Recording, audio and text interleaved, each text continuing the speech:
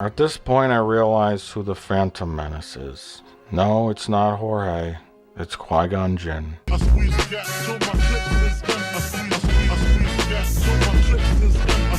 Let's break down Qui-Gon, all the way to his midichlorians. He is stoic.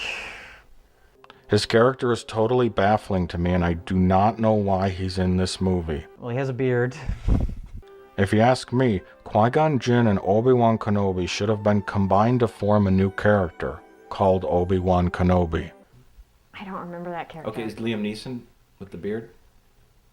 Oh, yes. Obi-Wan should have been the younger, eager, adventurous Jedi who found Anakin, formed a bond with him, and then really wanted to train him in the Jedi arts when Yoda told him no. Instead, Obi-Wan, who seemed totally irritated with Anakin the whole movie, suddenly wants to train him at the end, only because Qui-Gon said to. I gave Qui-Gon my word.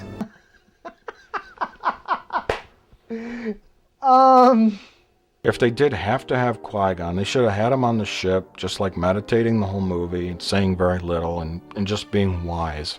Then when Qui-Gon dies, Obi-Wan is left to move on without an older, wiser voice of reason, thus setting the stage for a poorly trained Anakin. Let's see here.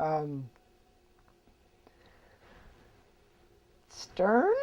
And to top that, we constantly have to question every single action that's taken by Qui-Gon, the wise Jedi.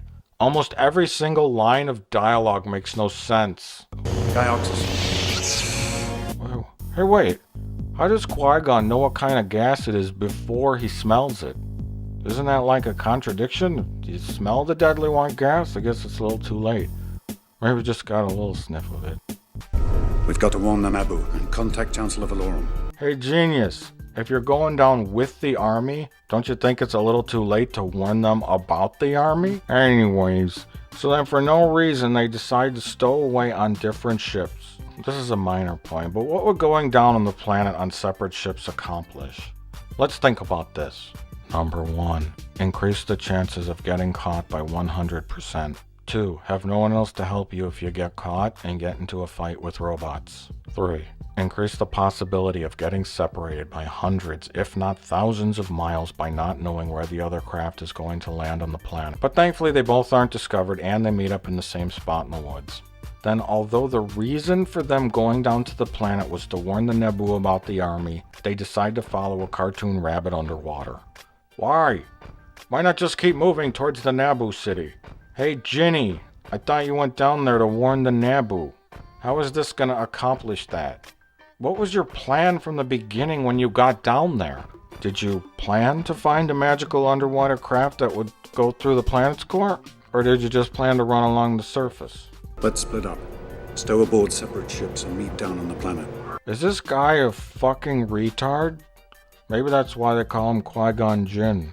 Because he's always drinking gin. So meanwhile, Qui-Gon Booze and Obi-Wan are in the underwater city. Qui-Gon Jinn repeatedly uses his Jedi mind trick to his advantage. Whether it's to get Boss Nass to give him a bongo, which they completely trash, to use worthless money to scam Watto out of his ship parts, Credits will do fine. or to fix a legitimate bet to his advantage. It's generally wrong to do these things, wouldn't you say? You can argue that the ends justify the means, but if that's the case, then why didn't Qui-Gon just steal the part from Watto? He could sneak in the middle of the night and just take the part. Or take it by force. And I don't mean that kind of force. I mean choke Watto while Padme grabs the part and they run out of the shop. Basically, it's the same as trying to trick him into accepting a worthless currency for the part. In the end, Watto's just out of the part. The Gungans will not be easily swayed. And we cannot use our power to help her. Gee, you didn't have any problem doing it before, asshole.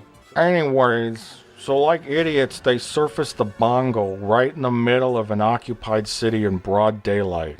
And then Ginny just looks around without any attempt at subterfuge. Okay, so they free the Naboo Air Force, and then they get on a silver jet thing to run through a blockade. Which again, I remind you, the point of a blockade is to stop ships from getting through. So Qui-Gon Jinn could have very easily gotten everyone killed. Does anyone smell gin? Hey, It's 11:30 in the morning. Who's been drinking? You don't want to attract attention. If you're trying to avoid drawing attention to yourself, then why are you taking Jar Jar Binks into the city with you? Leave him on the ship! My droid has a readout of what I need. You say you took R2-D2 because he has the specs and the type of part you need, but yet Watto seems to know what you're talking about, and you have a thingy that shows it. R2 is never used for that purpose and does nothing at all. The two most effective, clear-minded, logical guys stay on the ship and wait, while the clumsy idiot, the slow-moving droid, a vulnerable, attractive young woman, and a drunk go wandering around the dangerous city. These two guys probably would have had the part by now. That's great. It's gonna be great. That's gonna be great. It's gonna be great. That's gonna be great. Okay, here we are in my basement. See, my grandkids, they come over and they play and they leave their stupid Star Wars shit around.